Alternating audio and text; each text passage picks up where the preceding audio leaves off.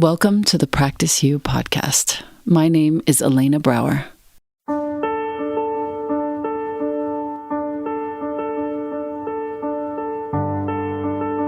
Let's dive into today's conversation regarding life's myriad transitions and how we refine our responses in our relationships, our wellness, our households, our work, and in our practices.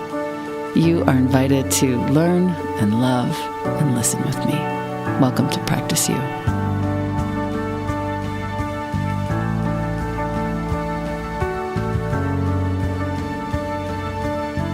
Welcome back to the podcast. I have with me a previous guest from episode 117. Her name is Kimberly Ann Johnson. She is an old friend, a dear friend, a longtime colleague, and I'm really happy that you're here. She is with one of my favorite authors of all time, someone who has completely changed the way I feel and think and act around the prospect of death. His name is Jenkinson, and if you haven't heard of him, you're welcome. Their book, Reckoning, is a joint collaborative effort, and it's, as they say, a cultural cyphering of the two humans. It's an unguarded, sober meeting with spirit work, elderhood, grief, plague, and building culture in a me-first era. To be tried at home, if you care to get this book, with companions. Kimberly, the author of Call of the Wild, she's an advocate for women's health. She explores how women heal differently from men. Again, she's episode 117 and well worth your time to listen to that conversation. Jenkinson, formal biocultural activist, worker, author. He teaches internationally. He's the creator and principal instructor of the Orphan Wisdom School. Co-founded the school with his wife, Natalie Roy, in 2010. Convening semi-annually in Deakin, Ontario, and in Northern Europe as well. He has master's degrees from Harvard University in theology and the University of Toronto in social work. He has apprenticed to a master storyteller when he was a young man. He's worked extensively with dying people and their families. He is a former program director in a major Canadian hospital. He's a former assistant professor in a prominent Canadian medical school. And he's also a sculptor, a traditional canoe builder whose house won a Governor General's Award for architecture. I have to come and see it. Since founding the Knights of Grief and Mystery Project, and this is on tour now. So if you have a chance, go to Orphan Wisdom. I believe the site is orphanwisdom.com. Is that correct, Stephen? That's correct, yeah. Mm-hmm. Okay, wonderful. Orphan Wisdom. And there you can find the details on this tour. I am gutted to report that I will not be in Santa Fe when they are here. But this is the Knights of Grief and Mystery, and it's a project with singer-songwriter Gregory Hoskins, founded in 2015, touring, storytelling, ceremony across the world. And now it's coming to somewhere near you, so definitely go to orphanwisdom.com and check it out. I want to just say that I'm really honored to speak to the two of you. Reckoning was sent to me by Kimberly some time ago. This is a conversation basically between the two of you to talk about what is happening to the moorings of our, meaning Kimberly and my generation, that talk about heartbreak and how to develop the skill of having your heart broken is so close to the vest right now. I just completed a cycle with a really sad story. My heart was deeply broken. Friendship was lost. Trust was breached. Really sad stuff. And Reckoning helped me get through it with an understanding of the skill that we build to be sad and to not shy away from being sad. And that is where I would love to begin today. And thank you both for being here. Pleasure. Thank you. Yeah. You speak in Reckoning about this skill of being sad. You say on page 139, most dying people are enormously sad, and they need help in being sad. They don't need a diagnosis. The inability to be sad when it's time to be sad, and not too much sadness for too long, is something that can depress people. when being sad is hurried through on the royal road to acceptance, it's one of the hardest of dying people's tasks. So the antidote for depression you propose is sadness, actually allowing ourselves to just be sad. And it's a sadness that must be taught, you go on to say. To be heartbroken is not a diagnosis, it's a skill. I really can't thank you enough personally for this. It's pretty damn good, I will say. I'd love to just sort of open with that. I know how you talk about the opening question as sort of being a place to get your yayas out, but I think this is a great place to begin. Sure, I agree with you completely. Let's get sadness done so it belongs in the arrangement, yeah? You don't build the way out of the house before you build the house. So, right, exactly. But I wouldn't use the expression, allow yourself to be sad, with all due regard to your acres of kindness with which you introduced us. I think it puts you in the driver's seat way too comfortably and too assuredly. And heartbreak, after all, it's not that kind to the architect, right? So it seems more in keeping to say, to learn heartbreak, not to learn how not to be heartbroken. So learning needs time in, after all, not mastery, familiarity, like any good romance. Not mastery, just time in. Yeah, it's funny. That is true. It gives me too much agency when really sadness is something that needs to be experienced and just to be with it. Deserves to be experienced. It's so interesting. Yes. In Come of Age, which really changed my whole understanding of death, and which fortunately I read just before my mom passed, so that when she was on her deathbed, I was okay.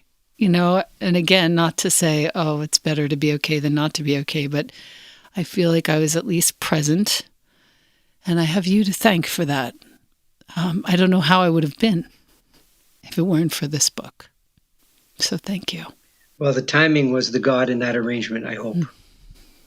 Yes, indeed. Dr. Martin Shaw wrote on the back of Come of Age, for our listener, in case you're listening and you are curious, it isn't a book, it's an agitation, a glorious rumination that gets inside words themselves and tugs adroitly at their root system, part of a wider exfoliation that holds subtle ideas close, lest they disappear in all this mud, smoke, and darkness.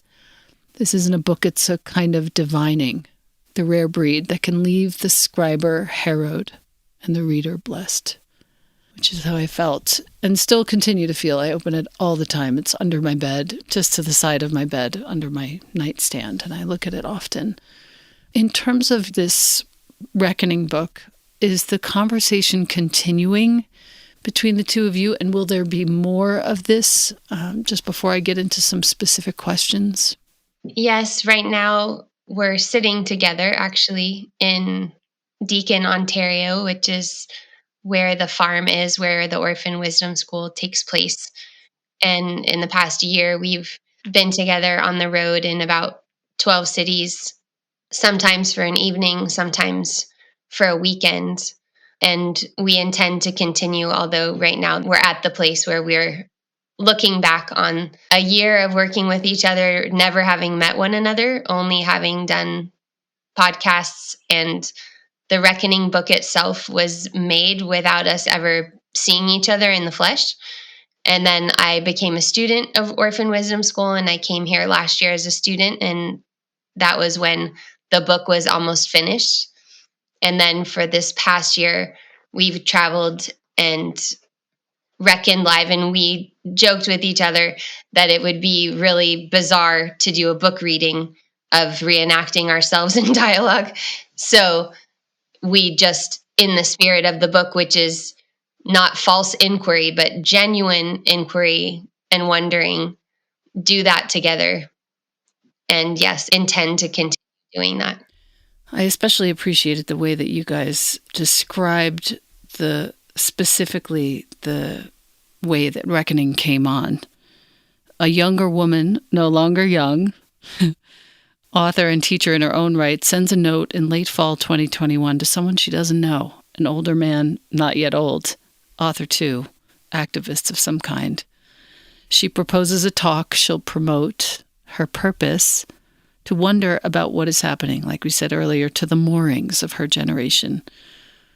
And you began talking, you began recording these conversations, and this is what reckoning came to. And I wonder, Kimberly, from your perspective, what do you feel has been the most important result of this interaction, this dialogue?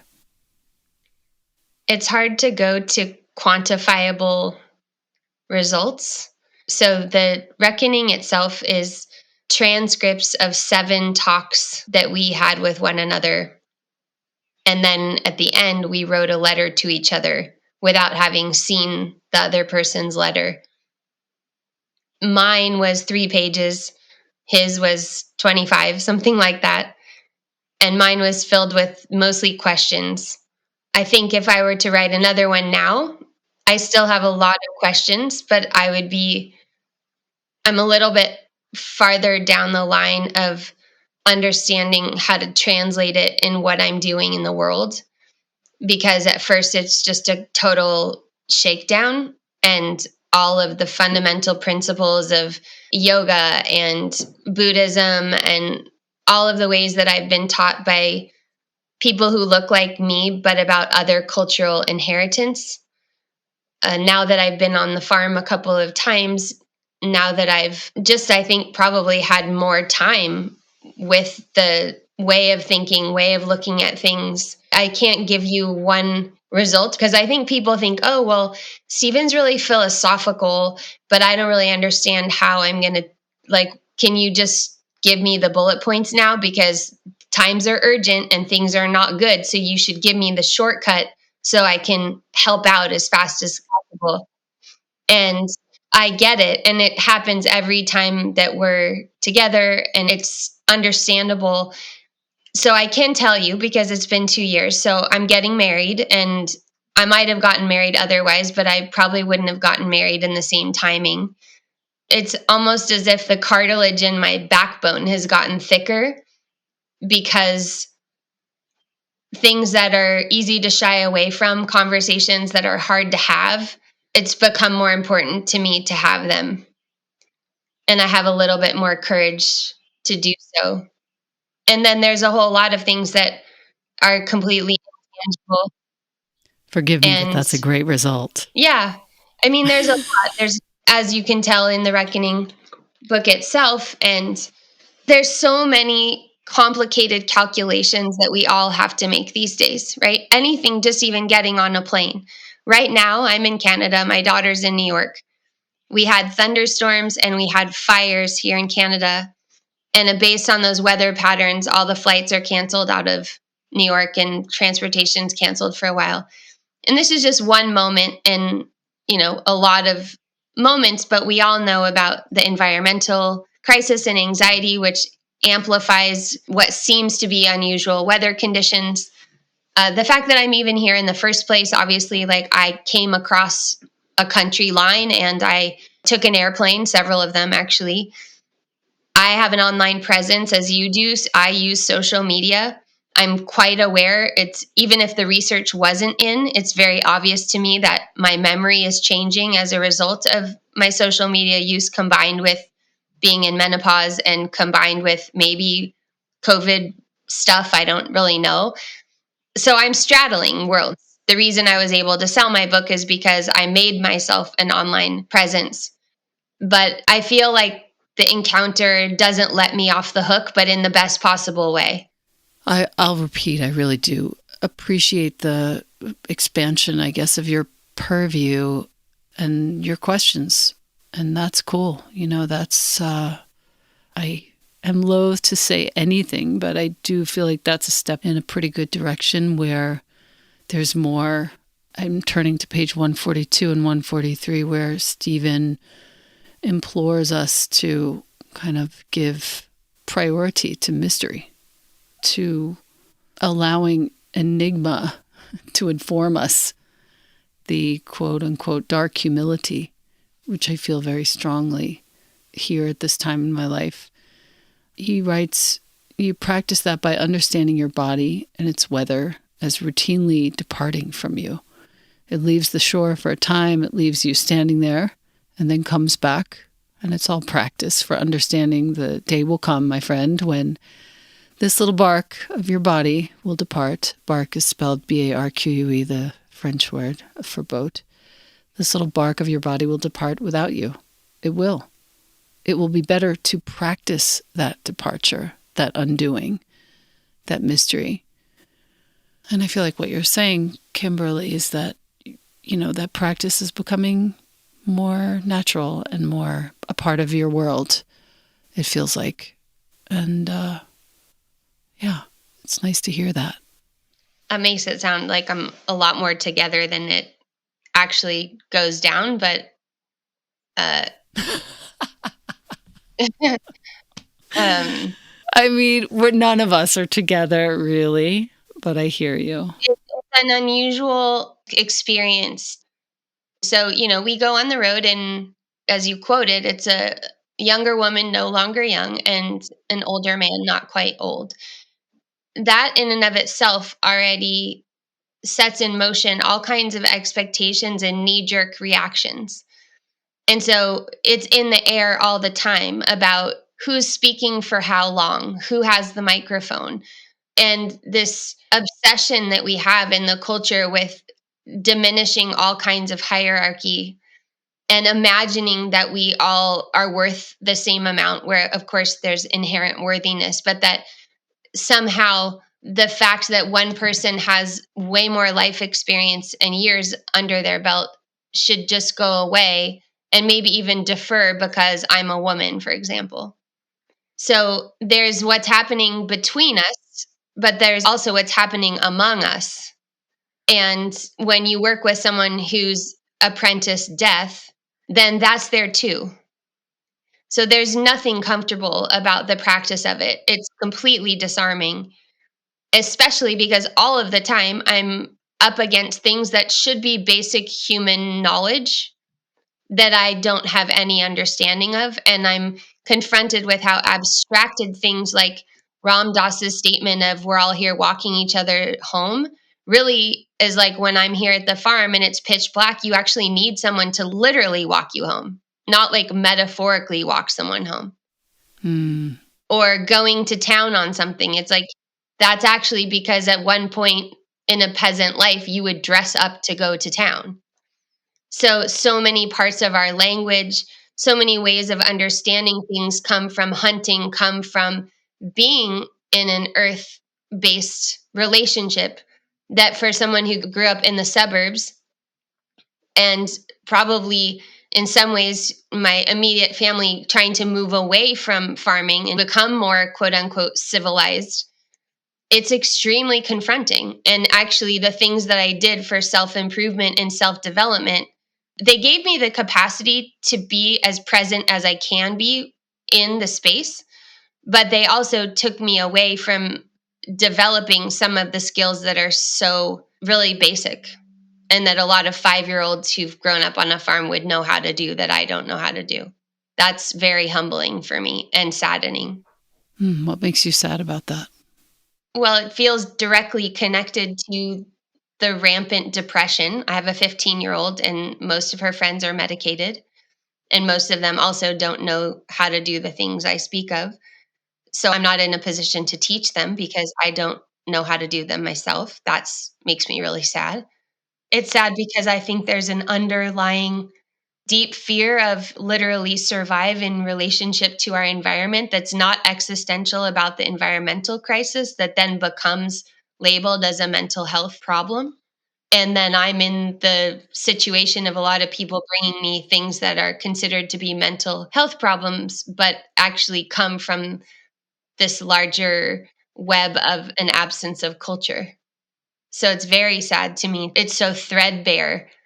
Even to know what an ancestor is, like I find myself confused about that. I could give a definition of it and I could act like I know, but I really know that I don't exactly know. And I get confused and I say, wait, is that the same thing as a relative? Or is it just the people I'm related to? Or is it just my bloodline? Or what would it actually mean to live in a way that I felt a connection to them? And do I fake it first? Or where do I go to learn about that? And that's sad to me. Somebody who's almost 50, means I'm most likely past the halfway point of my life, maybe well past it, maybe a little bit past it, who knows?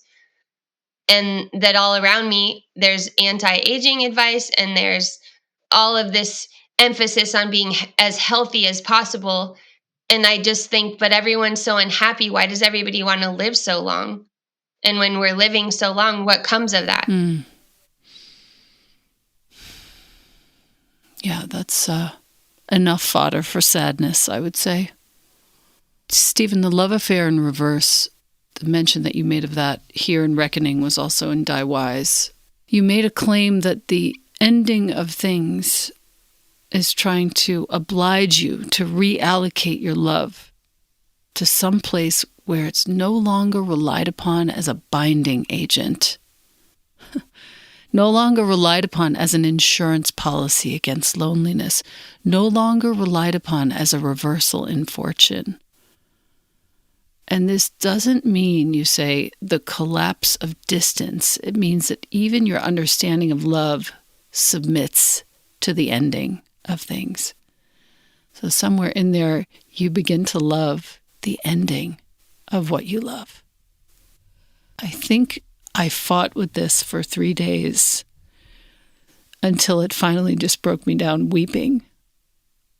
And I realized how uncomfortable, even in all of the reading and the practice and the corpse pose and, the talking, even in all of it, I'm so uncomfortable with the idea that all of this will end. All of the sweetness with my partner, all of the kindnesses that I share with my friends, all of it will end. And I wonder, how do you offer folks that ending? If there's anything more you can say on this. Yeah, by practicing it. I mean, it's one thing to advocate it, but if you have to advocate this kind of thing by pointing elsewhere or by quoting something else, then apparently there's a little bit of a translation disconnect, and it's not available to the people who are actually attending to what you're on about. So at the end of the day, every appearance, if you're not practicing the ending, not to subvert the ending, but so that you can end. In other words, I'm trying to say it like it's something that you do. It's not some inevitable foreclosure, some kind of roof caving in, some kind of chicken little, destruction of the firmament. Ending is something you do. Coming to an end is it's a little vague. It's a little passive. And frankly, it's a little juvenile. Yeah. So ending needs to be undertaken, not so that you can finally subvert it. Because if you make room for it, then it's going to take its seat at the table in the banquet hall of your life. It's not going to take the whole joint over. But if you don't give it a seat, you know what it'll do. You've seen it before. You know what a disastrous ending actually looks like. Right. So they take the whole house, they take the whole hall, they take the block, they take the city. Isn't it true? Okay. So I think the architecture of this is generous in an available sort of way, like as any deity does. It said, just let me in. Don't think that because I'm a deity, I'm fine as I am. There's a reason you're around. It's to make room for the likes of us. And that's, apropos of Kimberly's wondering about ancestry. That's part of the deal. If you give them a seat, they don't take the room. But that's active, you see. That's something that you do. You don't just allocate an empty seat. It's not milk and cookies for Santa Claus I'm talking about here. It's a portion of your life that you don't occupy. Like I have a section of the farm here that we never go to. It's not hocus pocus. It's not superstition. is trying to provide a bit of an alley for the wild between the wilderness up above us in the highlands and the water, the river that runs along the edge of the farm. This is my way of enacting exactly what I'm telling you. I just don't go there and I tell them, it's yours. And I have no idea what it looks like. I've been here almost 25 years. I have no clue what's there. I could have 18 squatters in there for all I know. I don't think I do. But I would dare say that the wild is founded by now. And they may have been telling each other from time to time. Well, I'll just tell you a story. I drove here from Toronto one time, 4.5 hour drive, got here at 1 a.m. The whole place had been ravaged by beavers for the longest time before I bought the place. And they're just doing their beaverish thing, of course, but it's very destructive if your idea of fun doesn't include ponds everywhere. So it's pretty hard to cultivate underwater unless you're doing rice, which, in Canada, so forget that. So I pulled around the corner being exhausted in my efforts to turn the beavers away. And I almost hit one in the middle of the road. And I slammed on the brakes and I looked in the rearview mirror, and there by the light of the brake lights, I could see this beaver sitting on his tail with his arms folded, basically, enjoying the moonlight. That's what he was doing. And he was completely unperturbed by my presence, to the point where I thought, this would be an easy takeout, wouldn't it? I could just back over him, and that's one less beaver, which was the program and the plan all along. Of course, it wouldn't be much of a story if that's what I did. And I probably wouldn't tell you if that's what I did. Right. And I didn't do it not as a way of sorting myself out. I just couldn't bring myself to put it in reverse. It was a failure of the will. I couldn't do it. So in disgust, I put it in forward and drove away. A week later, God is my witness, they were all gone and they've never been back. That means something, you see. That's part of the deal. Because you didn't run him over. Yeah, well, it's partly that. I mean, I see. I get good guy points for not doing it, clearly. I think. And I tell the story. Good guy points, please. Yeah. Yeah, but it's true. I mean, it happened just like that. And they're still not back. And I think that they just figured I was a lost cause at that point and they should just move on. And, I don't think it's any more glorious than that. But in my little corner of my life, that turned into something that I could, by virtue of being willing to submit to something that I couldn't change, it changed. That's what magic is. On page 91, you quote Leonard Cohen. Oh, yeah. Who said, apropos of himself, as you say, I don't trust my inner feelings. Inner feelings come and go. They just come and go. If they don't come and go, what do you call that? And you propose. Constipation. You also propose the word trauma. So what would you rather be traumatized by, you ask? By a fixed set of feelings, mostly of the grievance kind, or would you rather that even your grievances, your most deeply set feelings, the ones that answer to your name with routine, would you rather they dissolve from time to time and crystallize and pass through the circuitry and come out the other end and make no particular claim on you? I really appreciate that. Kimberly, you went on to ask, you would pray that their feelings end before they do? And Stephen says, that they properly turn into the compost that they're trying to get to. That's what you would pray for. I mean, you say, our feelings get stuck in us on their way to their fate. I put it this way because I'm speaking as an animist now, obviously, and attributing a certain kind of purposefulness to feelings. They're trying, it seems to me, to play out, and in so doing, to extinguish, and they get waylaid on the way through us from their proper purpose, hypothetically of being extinguished. They get stuck and they stay. They turn into identities. You go on to say it's a deeply, spectacularly ill-considered orientation we have, that we cling to feelings, mistaking them for the most adamant part of us, not necessarily the truest. And that, I know we don't want to come to any conclusions here, And I really get that, but that has helped me a great deal in the recent weeks. This feeling that feels so purposeful and even dignified and righteous. I can't let it get stuck.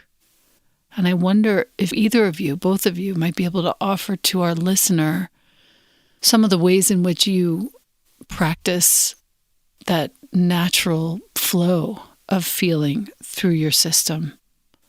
In the book, I'm asking for clarification because feelings are so prevalent. And then if we are really honest about it, we know that they're in a category with the feminine. So thoughts are considered to be masculine and feelings are supposed to be feminine. And we've fought sort of in therapy for feelings to be the important thing.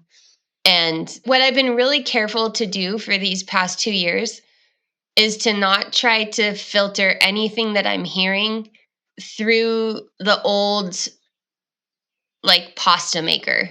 So I don't say, like, oh, yeah, well, feelings, like Leonard Cohen said, they come and go. And, oh, yeah, well, I know that. That's impermanence. And Nietzsche, like, I've learned that. I know about things that aren't permanent, and feelings just are like everything else. So I don't assume that I understand it.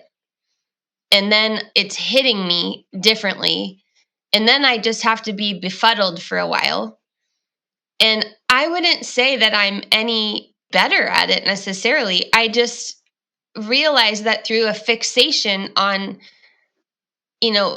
things like self-worth and self-esteem, it just seems like I'm not looking at the right things. So it's not that I still don't have conversations with my daughter about how she feels about something or how I feel about something. It's just that I'm more often like, look where we're not usually looking. Shift something that's maybe seems unrelated, but has a little more elegance to it.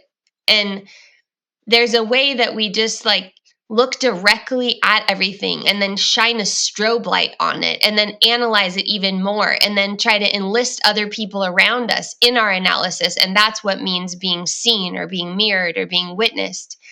And we have shrunken down this world that's outside our windows, and we've prioritized so much this inner world, right? That comes up in one of the talks in Reckoning when Stephen Jenkinson is talking about ancestors of people that look like him and I coming over the ocean onto the east coast of North America and then coming all the way across the coast to the west coast. And my family particularly is from the west coast. And then there's no territory left to invade and invading the territory of the self. So just that framework itself for someone who's trained to do one-on-one session work is very arresting because it's calling me towards something different. But I can't just cold turkey it and imagine that I have some other kind of training and some other kind of skills.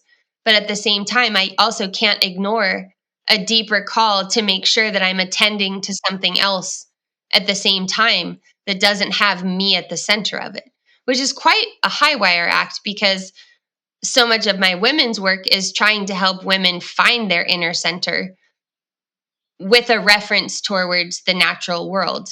But of course, even my book, as you said, is called Call of the Wild. Like, what do I really know about the wild? So how am I employing these archetypes? What am I using them for extractively are just questions that I sit with. So as you know, we talked about this in the last podcast we did, and it's true also in the introduction of Reckoning. I came at a point of pretty extreme heartbreak to the first encounter that we had. And that was really obvious, even though Stephen couldn't see me crying the whole time. It was obvious in the way that I was speaking and what I was bringing to that conversation. But he didn't then say, well, let's look at the lessons you're going to learn from this. Actually, it's better than you think it is. He said the opposite. He said it's worse than you think it is. Yeah, this is important right here. This is everything. I would love to hear the rest of this. I know the story that preceded this. I wonder if you're willing to talk about it or if we could just continue on this track of you don't have to gloss over anything and you don't have to make it great and the most important lesson of your life. It can suck for a long time. Yeah, and it wasn't just it can suck for you, but there's a responsibility to what's happening in these times. A lot of times when people start talking about the things that are happening, like the what's happening with birth, for instance, that birth is getting harder and harder for women all around the world. What's happening where our attention is getting jostled all the time towards things that may or may not be worthy of our attention or as much attention as they're getting. So he wasn't speaking to me directly.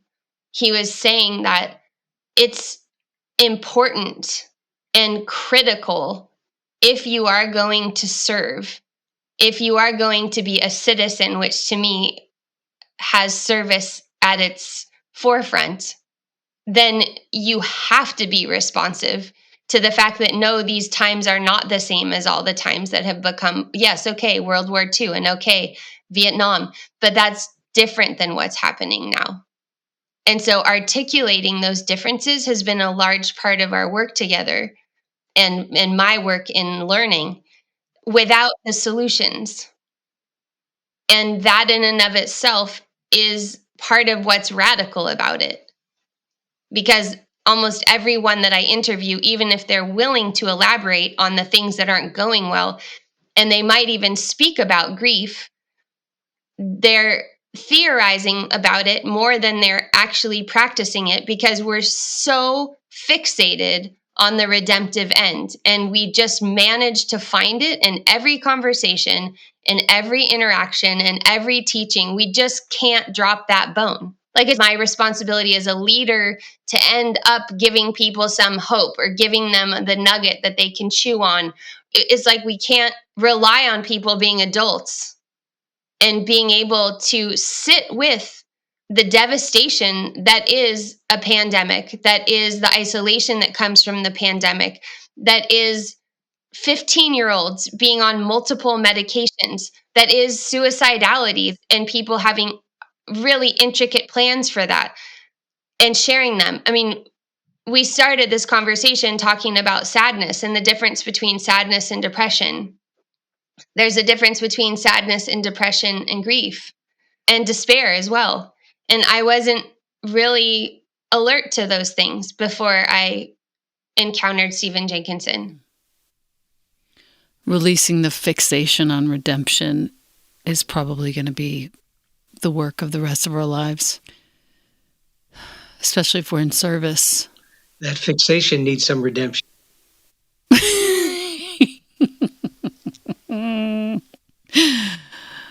Oh my goodness. Stephen, I would love to ask you a question about elderhood. You were the first person, and I want to give credit where credit is due. Thank you to Jenny Ferry, who sent me your book with the most glorious card and the best of intentions, and it really did change my life, as I mentioned. Making the case for elderhood in a time of trouble. This is the subtext of the book. A beautiful foreword by Charles Eisenstein. Lots of wisdom here for you, our listener. Elderhood is something that I wasn't comfortable with. I wasn't even anywhere near that taco stand until I looked at this book. And I would love to hear you sort of riff a bit, if I may ask you, on what it means to really become an elder in this time and the importance of, like you said earlier, just taking that on and doing it rather than allowing it. Honestly, I don't think you become an elder.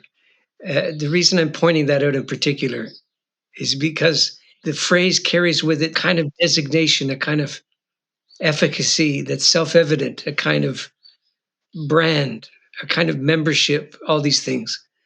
If you're doing the work of elderhood, then I think it's important to let slip the notion that you're an elder. You may be occupying the eldering gig at the moment because that's the circumstance, and you're a child of circumstance as an elder. 2, you really need someone to petition for the love of God for an elder to be somehow materialized. If that's not in the cards, if that's not in the architecture, you really don't have much to do. You can mourn, as I've done. You can lament, as I've certainly done. And you can wait, which I will probably continue to do in many ways. And you might look out the window and wonder what's to become of what's been entrusted to you. And how do you die thinned out and not engorged by not being able to part with what's been entrusted to you? So it's work, it's not getting recognition. It's work. And if you're working well, you're working yourself out of a job because you're democratizing the alertness and the lucidity that has come to you as a consequence of your misadventures and your misdeeds and all your losses. That's your calling card, really. That's your skillfulness, is that you learned how to lose. In every sense that that term can be meant. There are other things too. There's a certain joy that comes with it, but no relief, if you will. You're not getting to the end of any particular self-esteem rainbow in that gig. And I'm just telling you what little I know about it from a distance, I think it's important to mention a Georgian tribal curse at a time like this. They belong, and this one certainly does. They said something in the order of, and may your last elder die before your real loneliness comes to you. That's weapons grade cursing right there. It tells you that these tribal people had a fundamental understanding that minus the elders in your midst, you don't stand a chance. And, my experience overall is to say that people can't wait to rid themselves of the burden that elderhood would seem to confer upon them. And I just don't mean older people. I mean younger people too. There's a general understanding that elders should be like Santa Claus, like ancestors, like God. They should be on call, but not really present, kind of on call if you need extras for a party. If you're in trouble, that's who you call. But the notion that the elder will somehow just magically be there because you've hit the shit, it's just haplessly one-sided and ill-informed, because it's the culture that's got to sustain the institution of elderhood. And if it fails to do so, you can't be surprised that there's no elder to turn to. Come on now. That's what your whole middle age was for, was to take care of, quote, the institution of elderhood. That's your gig, man. Your gig is not to tear away at them out of envy because you're not sure you're ever going to get your turn and they're taking up too much room and they're hanging around like a bad smell too long. But this is the time we're in, and it's not going to turn around anytime soon. Nobody's going to look up one day from their self-absorption and say, hey, what about those geezers? Man, have I ever overlooked that stuff? Until it's their geezer time, and they'll wonder, how is it so miserably impoverished? And the answer is, hey, when it was your turn to keep the thing alive, what did you do? Same with ancestors. What do you propose, if anything, for those of us who really do feel this and care about this? What do you propose we do? I, for my own part, am going to be serving in some senior homes here where I live, just providing food and serving food and leading meditation for anyone who cares to join me, providing some comfort, maybe rubbing some feet if that's allowed. What do you propose? Well, being the answer guy is a full-time job, and I already got enough to do. So I'm not sure how to fix, what I'm alluding to here. But I'm going to say something that's going to seem so ungenerous, I think, on the surface of it. And it's this. You know that old folks home you're talking about? That's a tombstone for elderhood. Yeah. That's what it is. That's why they're there. Okay, I'm not saying don't do it. Of course not. I'm saying please don't mistake a filing cabinet full of old people for the repository of collective cultural wisdom that you would rightfully deserve from such a conglomeration.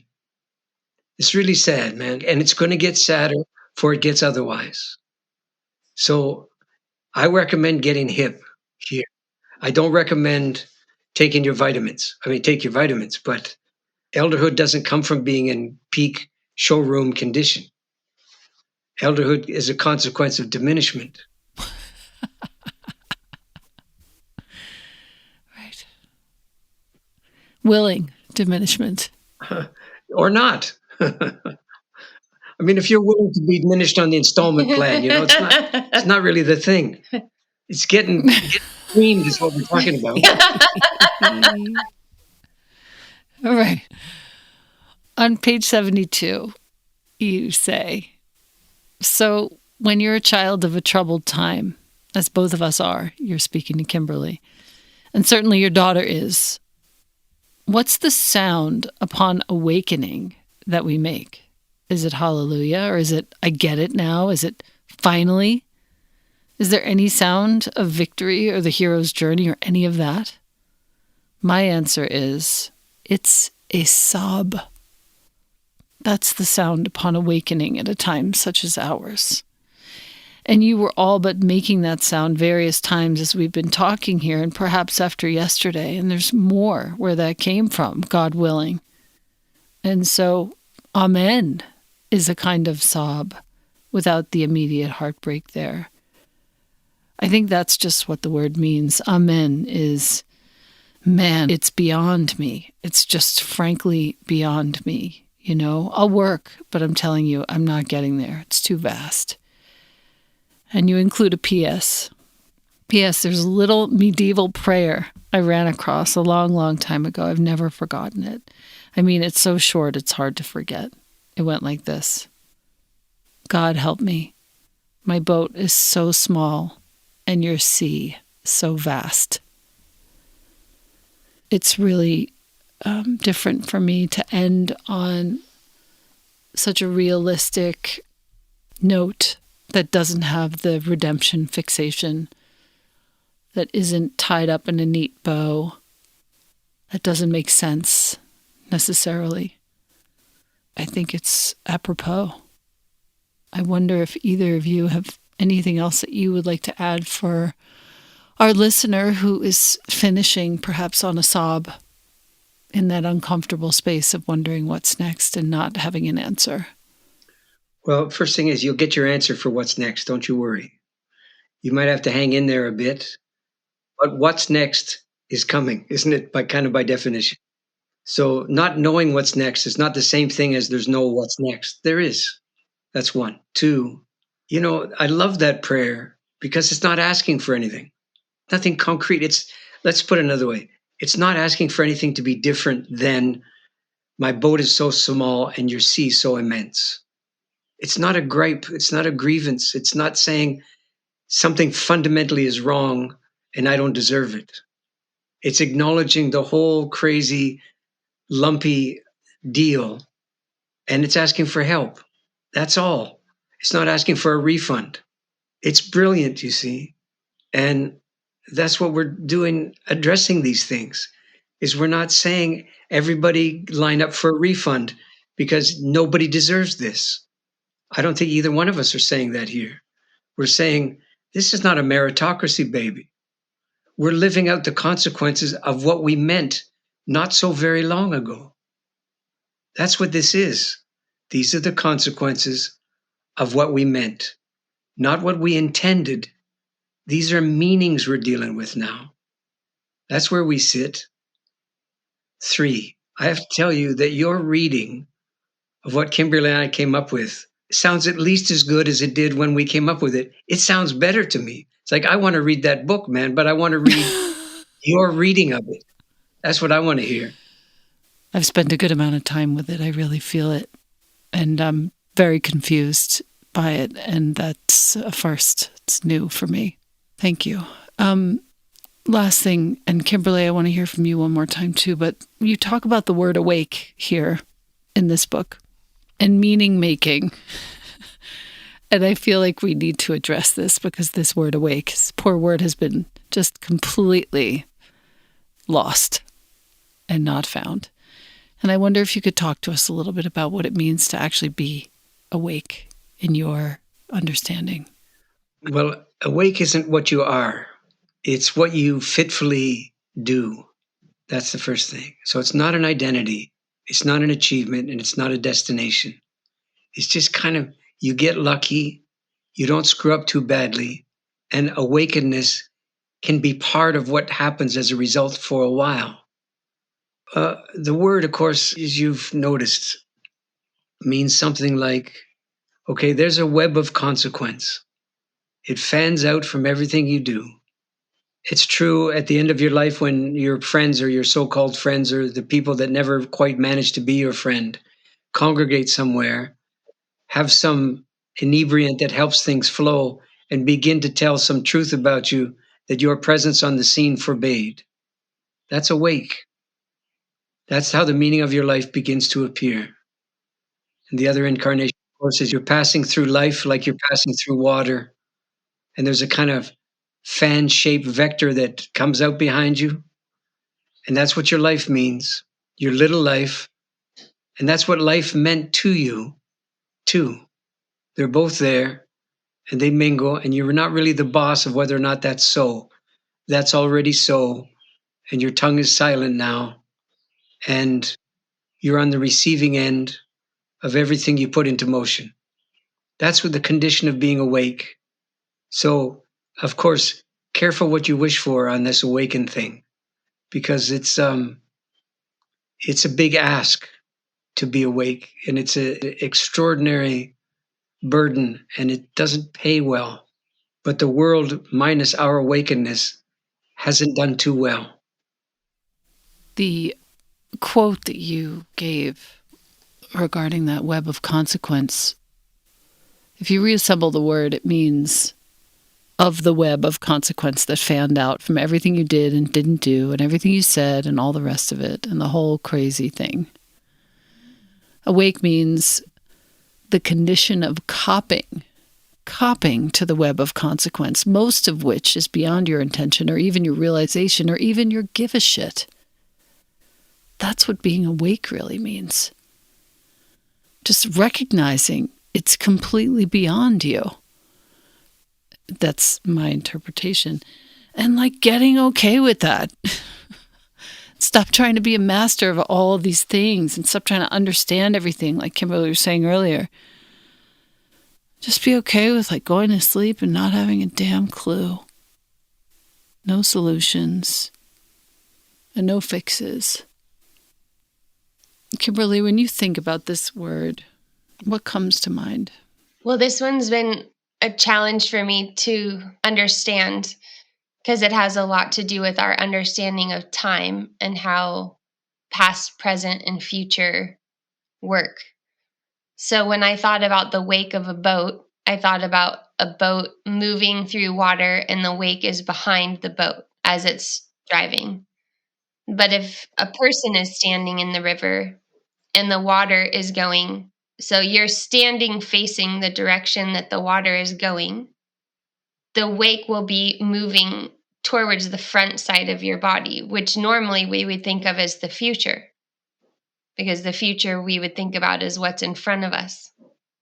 In this case, we're looking at the wake going in front of us to what we've thought of as our future, rather than the wake being the web of consequence that's behind us if you're in the boat.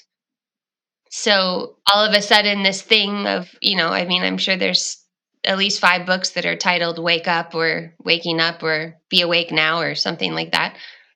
And my whole framework of memory and what remembering is, right? In yoga practice, I never really got the smriti, the memory one of, well, what are we supposed to remember and what are we not supposed to remember to be fully occupying the present moment? But this understanding of awake flips it on its head, that your past is actually becoming your future individually and among us. And so that's our responsibility lies there. So it's not a quality that I'm searching for. It's a way of moving through my days in recognition of an absolute kind of idiocy it would be to try to dissolve the past or dissolve the things of the past that we don't like or we're not proud of, whether those are personal characteristics or people or relatives. Statues. and imagining that would have lasting or genuine impact on what we're opening our hand to that's moving out in front of us. I just want to say thank you both so much for being here, for the work that you've done, for the time that you've taken, the care that you've given. Stephen, I also want to thank you in particular for Grief Walker. You were the subject of this feature-length documentary film. If you're listening to us, Grief Walker is an important film, particularly as a member of this Western society, to see precisely the results of what we have wrought on the topic of death. Die Wise is one of the books that I have kept close. Of course, Come of Age, which is more recent. And then even more recently still, A Generation's Worth, Spirit Work While the Crisis Reigns. And that was published in 2021. I could go on with you for a very long time, but I'm going to stop us here. Any closing words, Stephen, if you'd like to add those in, we will happily receive and listen. Well, this is the Chinese finger trap, saying something famous and enduring at the end, as if you couldn't manage it for the bulk of the interview, but somehow you're saving it. Right. But I wasn't saving anything. Genuinely, I really meant everything that I managed. And I'm just, glad for the opportunity and honored by the attention. And in particular, getting to hear Kimberly speak at length, which doesn't happen a lot. But this opportunity is really something. And I was glad to be able to sit and listen. And I had a front row seat on somebody working the mystery. So I was with you on that one. And what a privilege, So all around, I score this a 10 out of 10. Oh, wonderful. Wonderful. Thank you so much. And Kimberly, I'm one of your biggest fans, but it's really such a pleasure to continue this friendship and deep respect over so many years. I really appreciate you. And I want to encourage our listener to please go to, go ahead. I just wanted to thank you for really reading the books. And sometimes people come and interview one of us or both of us, and they just kind of want us to do the dance. And not that their questions aren't, people have questions and there's different ways of doing it, but I just wanted to say thank you for the time that you've already put in with the material and your careful reading and engagement of it. It means a lot. Amen. Amen. I really, really appreciate both of you so. Our listener, the website is orphanwisdom.com. Dive in. You will never regret it. And I hope that I hear some reports about a few of you who have gone to the Nights of Grief and Mystery tour that I have a feeling will change your life in some way. It won't solve anything, but it will change the way that you see things. Thank you so much, both of you. My hands are folded. My head is bowed. I truly appreciate who you are and what you're bringing to this planet. Thank you both so much. And you too. Thank you.